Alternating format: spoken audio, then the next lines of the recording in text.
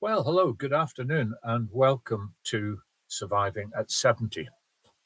As I get older, the more I believe that one of the uh, most important ways of avoiding the Grim Reaper is trying to keep the brain sharp and preferably keep a little bit happy now and again and enjoy the good things in life, etc., etc. Um, I had coffee the other morning with a old friend of mine, a year or two older than me, a gentleman who spent quite a lot of years of his life in the army, British Army, and he was a bit glum, and it was rather sad. But I thought this afternoon I would have a little bit of a rant at something which has been on my radar for several years, and I thought it might make me feel better by getting it off my chest. So this is my personal head-to-head with Mark Chambers, Esquire, whose title in the NHS is Director of Donor Experience, Blood and Transplant Services.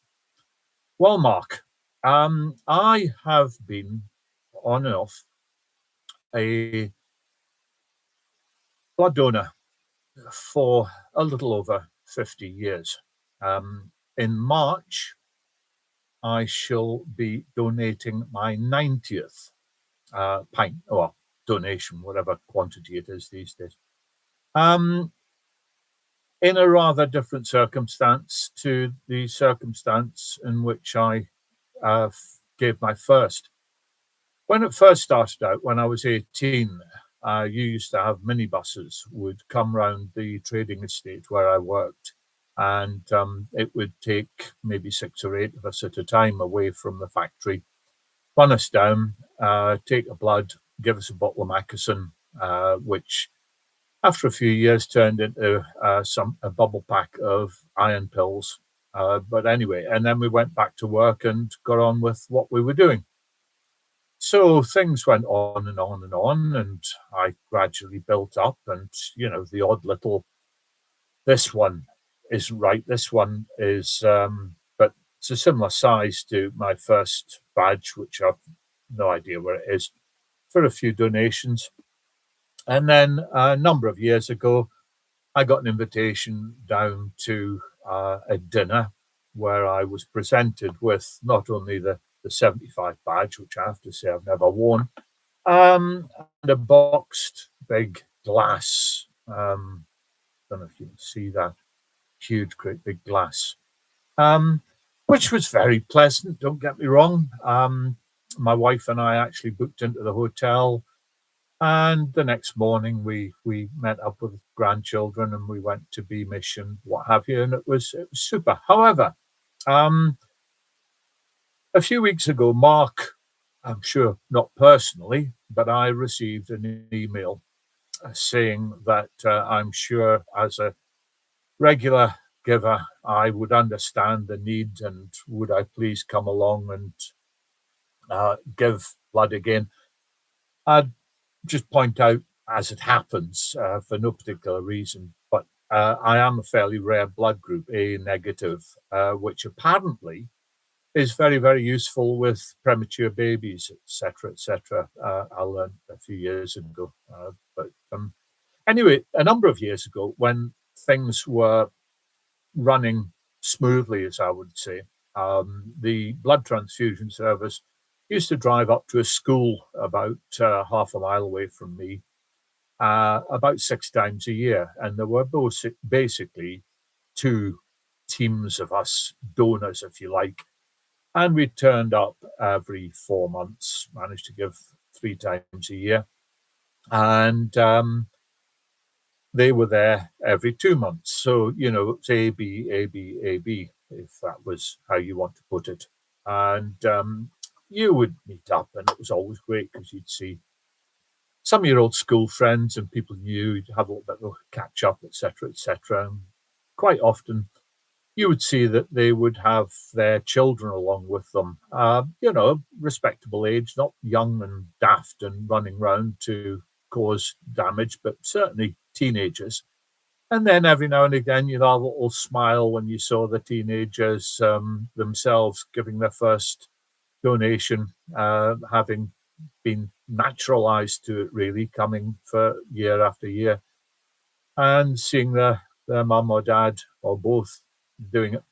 Anyway, so as I say, about 6 weeks ago, I got the email from Mark saying that they were terribly short at this time of year, etc., etc., etc. So I phoned the number and spoke to a lovely, helpful chap in Belfast. That's where it's all ran, and was told that the next appointment I could have is March. So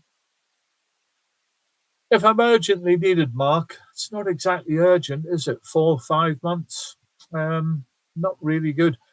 I'd rather hoped, in spite of some missing spells through illness over the years, that I would at least be on 100 now. But my next donation is going to be my 90th.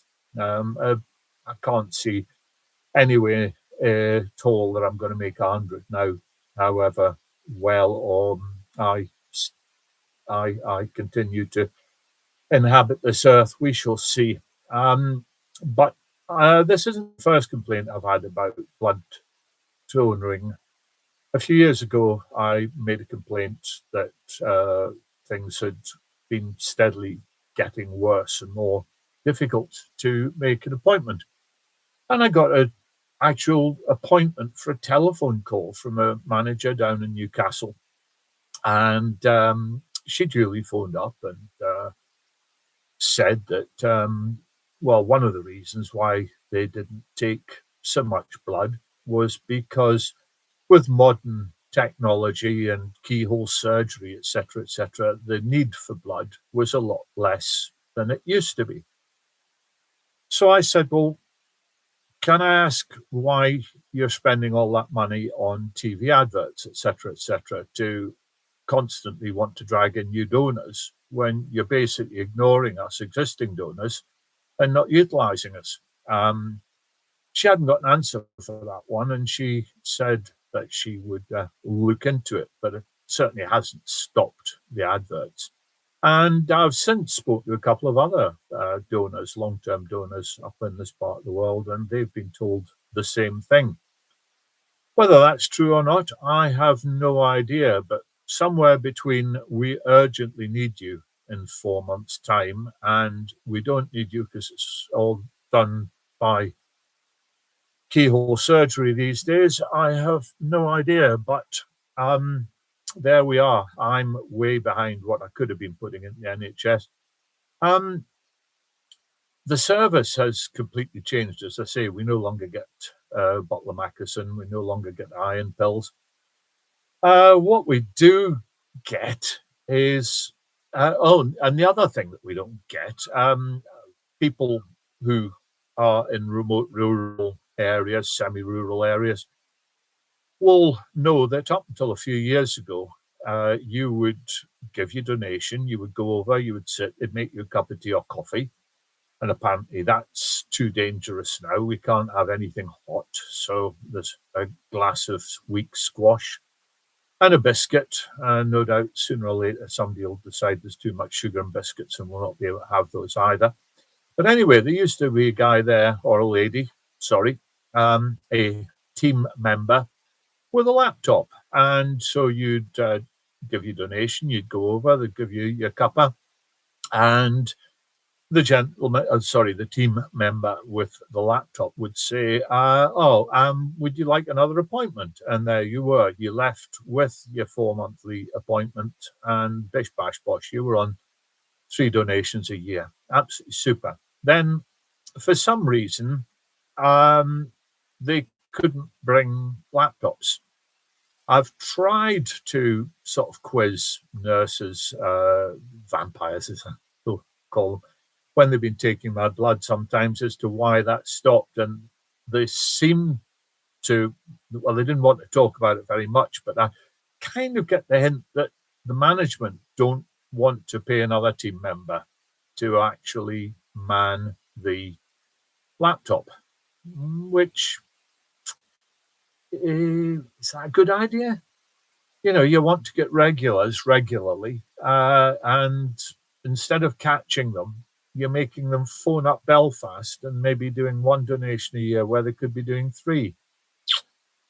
I don't know, Mark. Maybe you might like to contact me and tell me the rationale between that. And they've also cut down. They used to come to the school. They now come occasionally, far less regularly, to the new built sports centre and take up the gymnasium all day, stop the five-a-side and junior football teams, etc., using it. Because apparently the school about 50 yards away, which we'd used for donkey's years, was too cold. Yeah, whoever made that decision really wants to come and get into that gym because, as you'll imagine, a huge, great big warehouse-sized gym where people are going to be running around, generating heat, playing five-a-side football or badminton or short tennis, whatever it is they're playing. You certainly don't want heating in there because your body's going to do the business. Anyway, I think I'm just going to rant if I don't stop now and just go on probably repeating myself. But TV adverts, not bothered. Do I need regular emails? I don't know what they cost to thank me. And do I need winter newsletters and spring newsletters and some newsletters, whatever they cost? I don't know. I'd rather that money went into a little bit of overtime to start bringing the teams back up to Berwick-on-Tweed, where I am, or if you're in a similar position somewhere, the rural location where you are, and actually start using this regular donors a bit more than you do.